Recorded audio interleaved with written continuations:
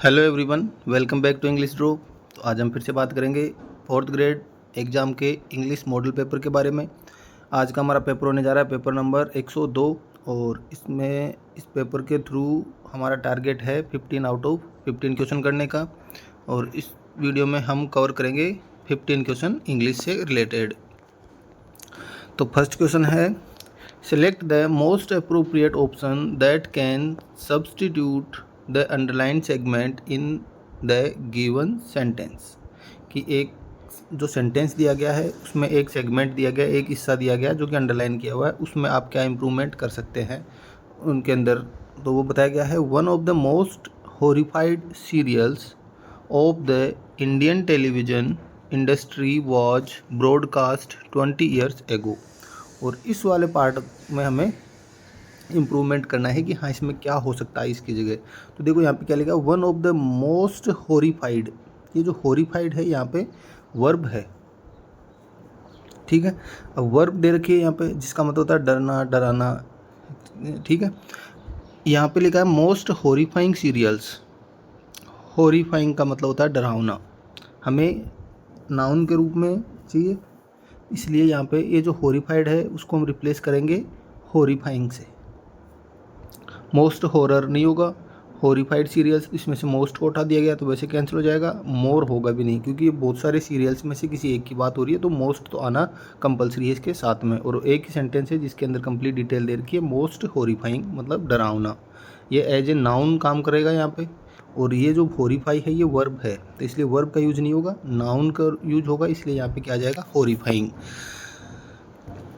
Second question है, change the following sentence from active to passive voice. Active voice दे रखा है, why did your sister write such a letter. इसको हमें किस में चेंज करना है, पैसिव वॉइस में चेंज करना है। और पैसिव वॉइस में चेंज करने का एक जो ट्रिक मैंने आपको बता रखी थी वो ट्रिक यहाँ पे यूज करनी होती है कि बस हमें टेंस का पता करना है सबसे पहले।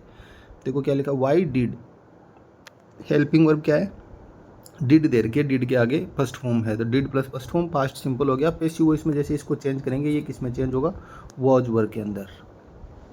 अब देखो first sentence, why was, why is वाला कैंसिल हो जाएगा, वाई हैज कैंसिल हो जाएगा, वाई डिड और डिड भी कैंसिल हो जाएगा। हमें क्या चाहिए था, वॉज वर, जो कि ऑप्शन ए में दे रखा है। तो आगे का सेंटेंस देखने की जरूरत नहीं है कि राइट होगा तो यही होगा, नहीं तो फिर कोई सही नहीं होगा।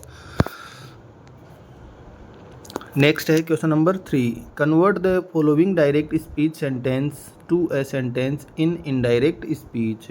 She said to Abhilash don't make noise. Imperative sentence हमें दिया है, she said to Abhilash don't make a noise. देखो सबसे पहले सेड को टोल्ड में चेंज कर दिया। रिक्वेस्ट, यहाँ पे देखो डोंट है, ये ऑर्डर के रूप में, उसके रूप में, सजेशन के रूप में होता है, तो यहाँ पे रिक्वेस्ट नहीं होगी, टोल्ड हो जाएगा। और नेक्स्ट है डू नोट। अब इस डू नोट को उठाएंगे और इसको किस में चेंज करेंगे हम, नोट टू में। जब भी डोंट आए तो किस में चेंज होता है, ये नोट उसके बाद टू। देखो इसमें डोंट का डोंट रख दिया गया है। नेक्स्ट है डू नोट, नोट को बाद में दिया गया है, नोट डू नोट नहीं आएगा, ये तो डू नोट या डोंट एक ही बात है, तो कुछ चेंज नहीं होगा। यहाँ पे क्या लिखा है, डोंट मेक, और कनेक्टिव भी दैट दे दिया गया, जबकि इम्पेरेटिव सेंटेंस में कनेक्टिव आता है टू। तो she told Abhilash not to make a noise. Option D है वो यहाँ से राइट आंसर हो जाएगा। नेक्स्ट है, choose the correct option changing the following sentence into assertive. Sentence है, व्हाट ए डिलीशियस फूड। ये एक्सक्लेमेटरी सेंटेंस है, असर्टिव में इसको हमें चेंज करना है। तो देखो इट वॉज। अब जब भी ऐसे सेंटेंस जिसमें सब्जेक्ट नहीं हो तो हम उस सेंटेंस को किससे स्टार्ट करते हैं, इट से। तो it was a very delicious food. It was delicious, delicious नहीं वेरी डिलीशियस, तभी तो जो ये एक्सक्लेमेटरी मार्क्स आया। नेक्स्ट है, was it very delicious food, interrogative नहीं चाहिए, में असर्टिव सेंटेंस चाहिए, मतलब असर्टिव का मतलब सिंपल और नेगेटिव दोनों। It was not a very, ये तो सेंटेंस को मीनिंग ही चेंज कर देगा, जबकि हमें फूड को डिलीशियस स्वादिष्ट बताना है, इसमें मना किया है, तो ये तीनों ऑप्शन कैंसिल हो जाएंगे। ऑप्शन ए है वो राइट आंसर हो जाएगा। नेक्स्ट है question number 5, I never asked you to do it. और इस सेंटेंस को हमें किस में चेंज करना है, इंट्रोगेटिव में। I never asked you to do it. देखो नेवर है वो किस में चेंज होगा, सबसे पहले तो एवर। नेवर का मतलब कभी नहीं, एवर का मतलब हमेशा, ठीक है।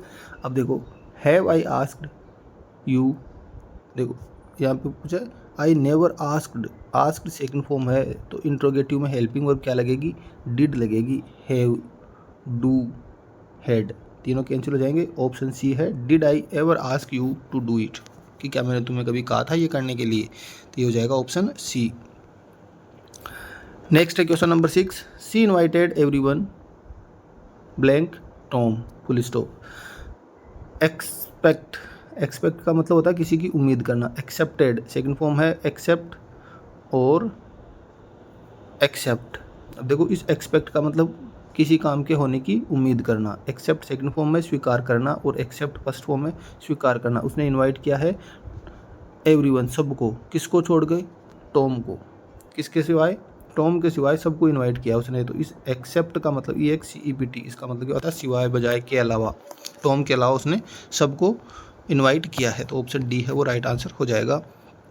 नेक्स्ट है select the most appropriate article to fill in the blank, article का यूज करना है। She is blank only student in the class who can speak 5 languages, कि वो एकमात्र स्टूडेंट है क्लास के अंदर जो कि 5 लैंग्वेज बोल सकती है। अब पूरी क्लास है, पूरी क्लास में से किसी एक की बात हो रही है, मतलब ग्रुप में से किसी एक को बेस्ट बताया गया है और उसके लिए किसका यूज होगा, द का।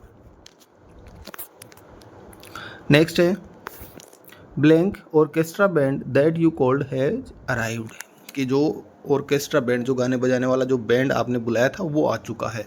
मतलब या तो डायरेक्ट कि हाँ कोई ऑर्केस्ट्रा बैंड है वो आ चुका है, अगर ऐसे होता तब तो हम ए या एन का यूज कर सकते थे, लेकिन यहाँ पे यू कॉल्ड, जिसको तुमने बुलाया था वो आया है, मतलब किसी विशिष्ट की बात हो रही है, स्पेसिफिक की बात हो रही है, इसलिए यहाँ पर क्या आ जाएगा, article the orchestra band that you called has arrived.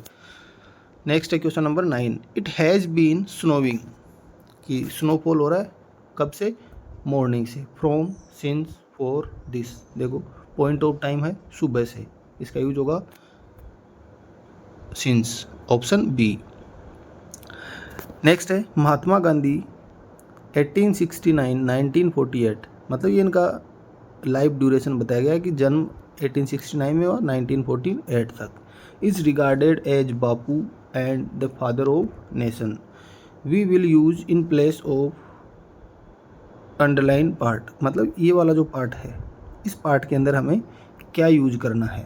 तो देखो जब भी डेट आती है जन्म से लेकर डेथ तक की, तो पहले तो उनको ब्रैकेट के अंदर बंद किया जाता है और उसके बीच में क्या आ जाएगी 1869 टू 1948, तो यहाँ से कौन सा ऑप्शन राइट होगा, ऑप्शन बी। नेक्स्ट है choose the correct English translation of the given sentence, अभ्यास मनुष्य को योग्य बनाता है, अभ्यास है वो मनुष्य को योग्य बनाता है। प्रैक्टिस मेक ए मैन, बनाता है, सिंगुलर है तो मेक नहीं आएगा, मैक्स आएगा। Practice makes a man perfect, देखो एक जो वर्ड आता है कई बार एडवाइस, एडवाइस और एडवाइस, ये भी आपको याद रखना है। इसमें से जो एडवाइस है ये वर्ब है और ये एडवाइस है ये नाउन है। वैसे ही यहाँ पे प्रैक्टिस के साथ है, प्रैक्टिस SE और इस प्रैक्टिस में क्या है CE, आगे का सेंटेंस सेम है। ये जो प्रैक्टिस है ये मतलब क्या है, वर्ब है, तो वर्ब से है वो सब्जेक्ट का काम नहीं करती। यहाँ पे क्या लिखा है, प्रैक्टिस जो अभ्यास है वो एक इंसान को, मनुष्य को क्या करता है, परफेक्ट बनाता है, योग्य बनाता है। तो यहाँ से क्या हो जाएगा, प्रैक्टिस CE जिसमें दिया हुआ है वो राइट आंसर हो जाएगा। नेक्स्ट है pick out the correct translation, climate change is a serious challenge to human well being, कि जो क्लाइमेट चेंज, क्लाइमेट का मतलब होता है जलवायु, चेंज का मतलब परिवर्तन है, ए सीरियस एक गंभीर, चैलेंज चुनौती, टू ह्यूमन इंसानों के लिए, इंसानों के वेल बींग के लिए, कल्याण के लिए, वेल बींग का मतलब क्या होता है, कल्याण। तो जलवायु परिवर्तन मानव कल्याण के लिए एक विषम समस्या नहीं है, जलवायु परिवर्तन मानव जाति के लिए गंभीर समस्या भी नहीं है, क्योंकि यहाँ पे क्या लिखा है, प्रॉब्लम नहीं लिखा है, यहाँ पे क्या लिखा है, चैलेंज मतलब चुनौती, और एक ऑप्शन है C, जलवायु परिवर्तन मानव कल्याण के लिए एक गंभीर चुनौती है। नेक्स्ट है गजटी, ये गजटी के लिए सही पारिभाषिक शब्द है राज्यादेश, राजपत्र, राज्य या फिर राज्याज्ञा, राज्य की आज्ञा। गजटी का मतलब क्या होता है, राजपत्र, गजेटेड आ जाए तब आता है राजपत्रित। नेक्स्ट है क्वेश्चन नंबर 14। एक सेंटेंस दिया गया है और उसके अलग अलग सेगमेंट पार्ट बनाए, तो इनमें से हमें जिस पार्ट के अंदर एरर है वो हमें बताना है। Everyone considered him as a brave man but he fled from the battle field, कि उसको हर कोई आदमी क्या कंसिडर करता था, एक बहादुर आदमी समझता था, लेकिन वह फ्लेड भाग गया फ्रॉम द बैटल फील्ड, युद्ध के मैदान से। तो देखो जब भी कंसिडर्ड सेंटेंस के अंदर आए तो उसके आगे फिर एज यूज करने की ज़रूरत नहीं होती है। कंसिडर्ड है वो खुद ही अपना कंप्लीट मीनिंग दे देता है, तो यहाँ पे एज का यूज नहीं होना चाहिए। तो यहाँ से हो जाएगा ऑप्शन ए। अब कई क्वेश्चन ऐसे आते हैं कि एरर वाले में हमें थोड़ी सी प्रॉब्लम आती है, तो एरर के लिए बस आपको थोड़ी सी या तो वोकेबलरी स्ट्रॉन्ग होनी चाहिए या फिर ये प्रीपोजिशन, आर्टिकल, डिटर्मिनर, इनके जो रूल है वो पता होने चाहिए। अब ये एज का यूज़ कहाँ होता है, सो एज का यूज, उसके लिए आपको कंजंक्शन का जो टॉपिक है वो कंप्लीट पढ़ना होता है। नेक्स्ट है क्वेश्चन नंबर 15।